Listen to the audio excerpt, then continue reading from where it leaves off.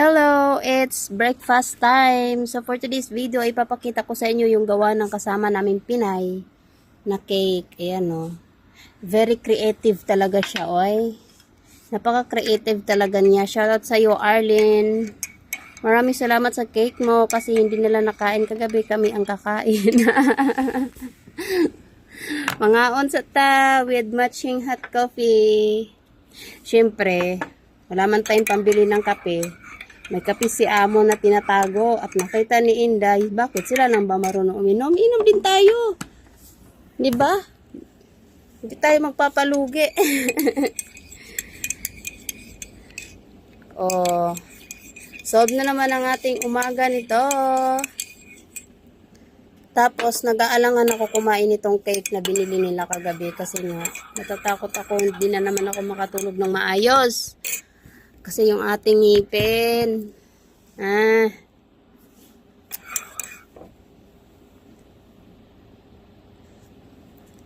Ay, naku, iba talaga ang kape sa tsaa.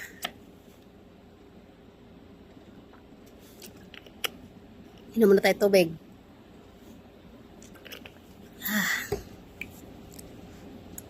Tikman na natin. Titikman ko na, Arlene, yung cake mo, ah. Orong ka doon. Orong. Yan. Unahin natin yung homemade na cake ni Arlene.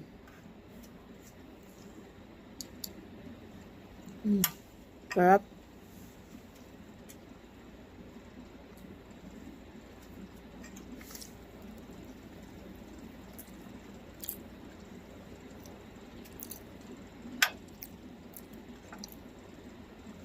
Sarap talaga ng cake mo, Arlene.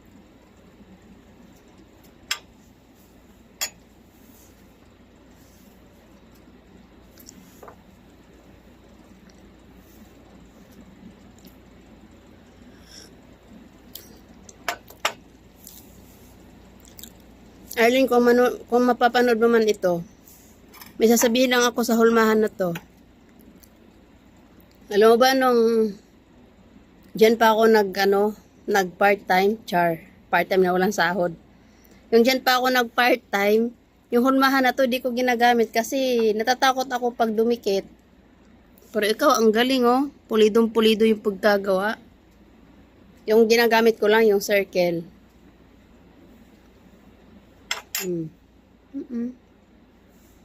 Solve na ang ating umaga.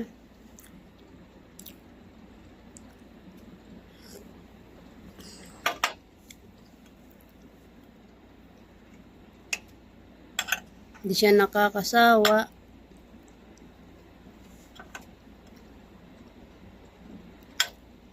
Tsaka maganda pati yung lutuan nila, kaya maganda din yung pagkagawa.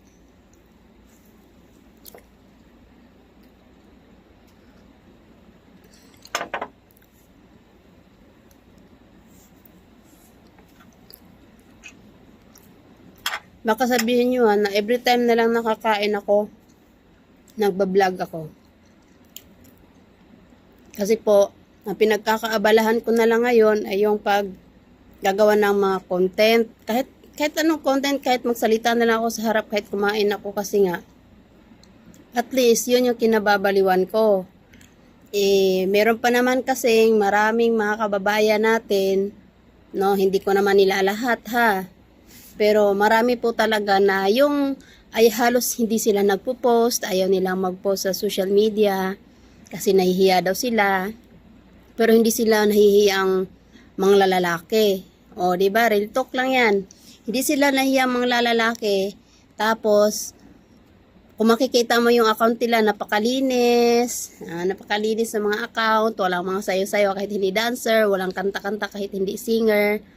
Pero at marami akong kakilala na ganyan. Yun bang doon nakikipag-usap, may mga imo pa sila. Ayun.